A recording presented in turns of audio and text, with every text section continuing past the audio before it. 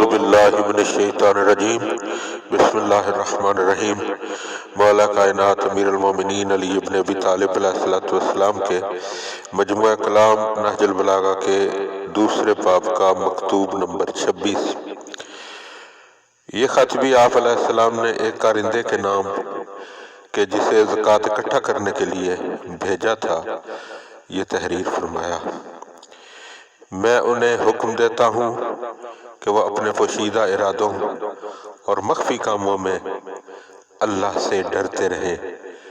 جہاں نہ اللہ کے علاوہ کوئی گواہ ہوگا اور نہ اس کے ماں سوا کوئی نگران ہے۔ اور انہیں حکم دیتا ہوں کہ وہ ظاہر میں اللہ کا کوئی ایسا فرمان بجا نہ لائیں کہ ان کے چھپے ہوئے اعمال اس سے مختلف ہوں، اور جس شخص کا باطن و ظاہر اور کردار و گفتار مختلف نہ ہو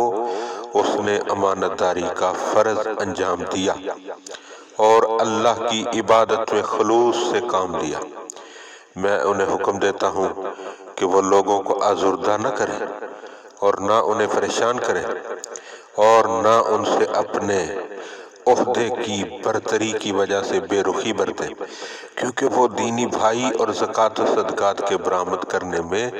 معین و مددگار ہیں۔ یہ معلوم ہے کہ زکوٰۃ میں تمہارا بھی معین حصہ اور جانا پہچانا ہوا حق ہے، اور میں اس بیچارے مسکین و فاقہ کش لوگ بھی تمہارے شریک ہیں، اور ہم تمہارا حق پورا ادا کرتے ہیں، تو تم بھی ان کا حق پورا ادا کرو، نہیں تو یاد رکھو روز قیامت تمہارے ہی دشمن سب سے زیادہ ہوں گے، اور وائے بدبختی اس شخص کی جس کے خلاف اللہ کے حضور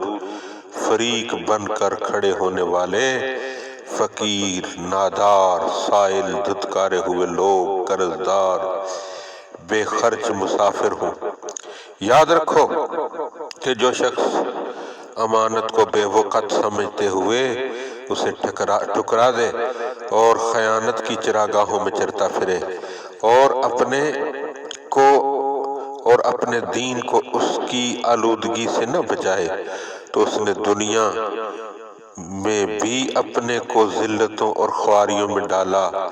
اور آخرت میں بھی رسوا و ذلیل ہوگا۔ سب سے بڑی خیانت امت کی خیانت ہے، اور سب سے بڑی فریب کاری پیشوائے دین کو دغا دینا ہے۔ والسلام